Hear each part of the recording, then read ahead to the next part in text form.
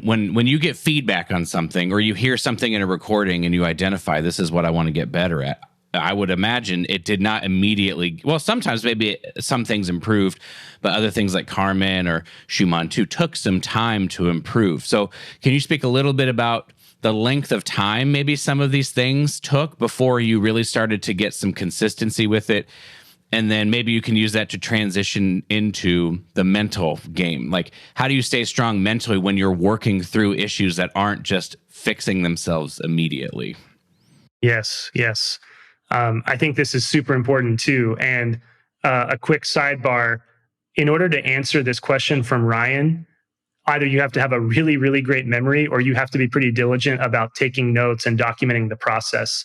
And that was something he and I talked about from the beginning, is make sure that as much as you can, you are taking notes and that you are documenting this in such a way so that it can be useful for you in the future. And so I can actually tell exactly when some of these excerpts started to click, because I can go back to my practice journal and see the day where I wrote, yeah, like I finally got this. And I played this in the way that I'm hearing it in my head. And using Carmen as an example, I think it was probably, I was looking at this just the other day because I was showing it to one of my students at Wright State.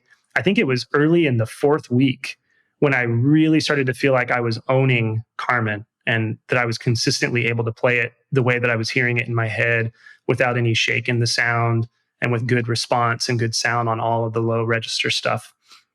So it took some time. How do we not get discouraged while we're waiting those 3 or 4 weeks? I think a lot of it comes down to you have to trust the process. If you cannot trust that the process is going to work, then you're sort of dead in the water. There has to be a belief that what you're doing will pay off if you are persistent and you have the right target and you have the right frame of mind. And I think that ultimately is tied to a growth mindset. In order to trust the process, you have to believe that you are capable of doing the thing that you're trying to do and that you will get better with time. And again, this is something that has shaped my teaching at Wright State.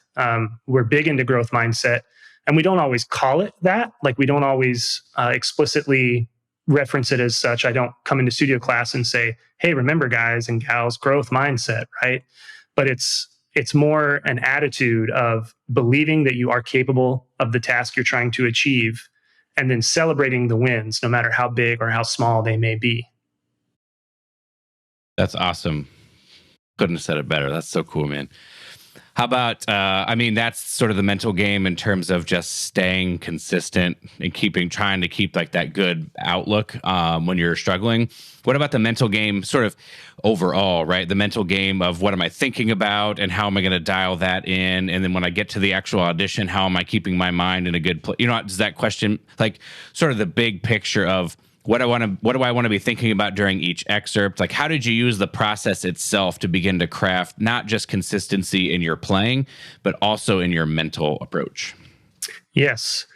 For me, this one is harder. And this took some experimentation and some trial and error. But what I found to be most helpful with getting in the right frame of mind and having the correct focal points was experimenting and finding phrases or words or even like a tonal space that could be a keyword or a trigger for me to get into the right headspace. And I played around with different words. So for some of my excerpts, I have 2 or 3 words written down at the top, and then I would find the one that, okay, when I really focus on this aspect of this excerpt, or when I really focus on this adjective, I get a better result. Sometimes it was a mechanical thing. Like, okay, I need to be really mindful of time. One of the excerpts was from Bartók Concerto for Orchestra. I needed to spend a lot of time thinking about the type of articulation I was playing with, specifically getting more front to each note than I thought I needed.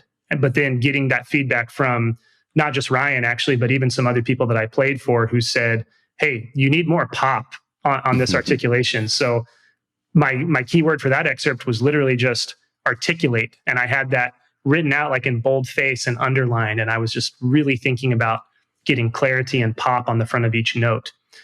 And it took some time to find those too. I think I already said that, but I said it again. So sometimes I had to live with something for a couple of weeks before I found what that keyword was going to be or that focal point was going to be.